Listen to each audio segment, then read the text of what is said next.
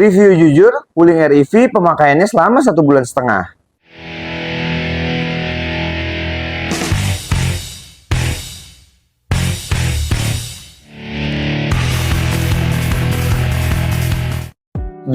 ini adalah mobil Wuling Air EV Lite yang paling murah entry levelnya. Nah, apa aja kekurangan dan kelebihannya? Gue jelasin satu persatu. Banyak banget kekurangannya dan gue sebenarnya nggak nyaman sama mobil ini. Yang pertama adalah mengenai seat beltnya. Jadi seat belt mobil ini tuh kayak jauh banget pada saat kita mau pakai, dan dia tuh mengganggu kalau udah kita pakai, apalagi pada saat nyetir. Kayaknya tuh berada di leher gue ya. Mungkin karena tinggi gue 180 cm, jadinya seat beltnya mengganggu buat gue yang tinggi ini. Kemudian yang kedua, mobil ini ya pengaturan spionnya masih manual. Dipencet-pencet, tarik-tarik ke atas bawah, itu juga lumayan mengganggu. Pada saat kita kayak mau parkir atau berada di dalam gang, itu mengganggu banget karena nggak retract ya. Ya namanya juga yang entry level atau paling murahnya, nggak apa-apa lah ya. Kemudian yang ketiga adalah kuncinya. Kuncinya cuma dikasih satu guys. Jadi kuncinya ini kan belum keyless. Kuncinya itu modelnya kunci lipat. Tapi dari kuncinya itu bisa buka jendela sama bagasi. Keren juga. Yang keempat adalah speakernya. Gila, speakernya cuma satu di kanan di bagian supir. Kebayang gak sih? Kayak orang budek kita. Jadi cuma dengerin suaranya kanan doang. Abis itu suara kirinya nggak ada.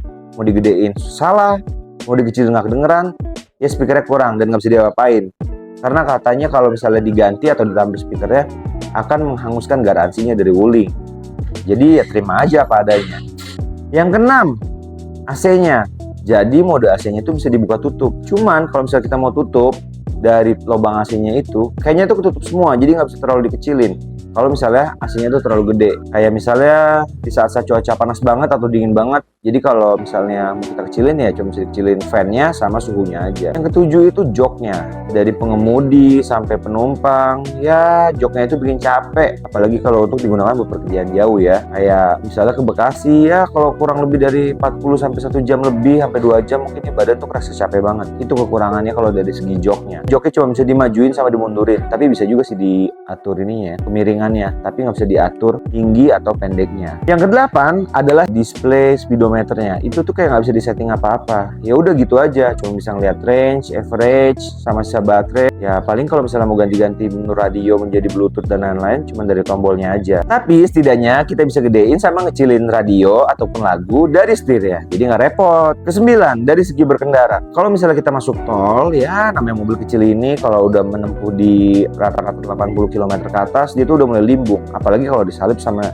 disalip sama mobil-mobil gede kayak cumi-cumi darat ataupun juga bus dan truk. Itu tuh kerasa banget enak. Kemudian yang ke-10, bantingannya nggak enak banget kalau misalnya ada polisi tidur. Gue nggak tahu apa mesti dimodif atau gimana, cuman ini kan karena bawaan pabrik jadi kayak nggak enak banget gitu deh. Kalau dia ngehajar lobang langsung tidur dutuk gitu di bagian sebelah kirinya atau kanannya yang depan. Nah gue nggak tahu tuh bunyi apa. Kalau ada yang tahu boleh tulis di kolom komentar ya. Yang ke-11, dia tidak memiliki hill start assist, atau kalau misalnya berada di tanjakan dia itu bisa mundur.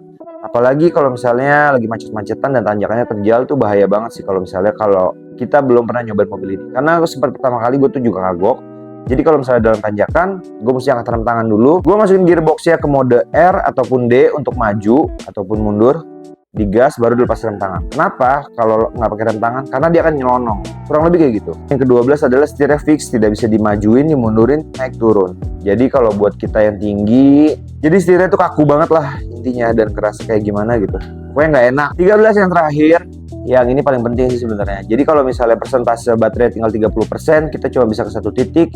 Kita tidak bisa pergi dadakan ke titik lainnya karena dia nggak bisa ngecas cepet. Kalau misalnya kita paksain, bisa-bisa dia mogok atau nggak mau jalan guys. Nah itu kekurangan. Tapi dari itu semua ada kelebihannya juga ini mobil. Apa? Yang pertama adalah irit banget. Bayangin aja, 0 ke 100 itu membutuhkan biaya charge 35.000. Ini udah 1000 km lebih, anggaplah 1000, berarti 35.000 dikali 5 kali ngecas untuk 1000 km. Jadi sekitar 150 ribuan bisa dipakai untuk pergi 1000 kilo lebih. Udah kemana-mana aja tuh. Kedua, pajaknya murah. Terus yang ketiga, pastinya mobil ini nggak bau sama bahan bakar bensin yang dibakar atau diesel. Pokoknya mobil ini nggak bau deh. Terus juga mesinnya nggak terlalu bunyi, tapi ada suara kompresornya aja untuk menghidupkan AC. Yang keempat adalah mobil ini kecil, compact, dibawa kemanapun juga enak. Maksudnya dalam kota ya, mobil ini tidak direkomendasikan untuk dibawa keluar kota karena dibuat emang khusus untuk di dalam kota aja alias city car. lewat jalan-jalan gang kecil atau jalan-jalan tikus. Nah itu tuh oke banget nih mobil, gue merasakannya enak. Kurang lebih kayak gitu, ini opini gue pribadi dan gue tidak menjelekkan mobil ini, tapi itu kenyamanan yang standar, sesuai standar gue. Dari kekurangannya itu capek kalau misalnya kelamaan naik mobil ini dan lain-lain, tapi mobil ini ada plusnya juga, dari ini memang mobil operasional gue dan diperuntukkan di dalam kota aja. Gitu loh kurang lebih.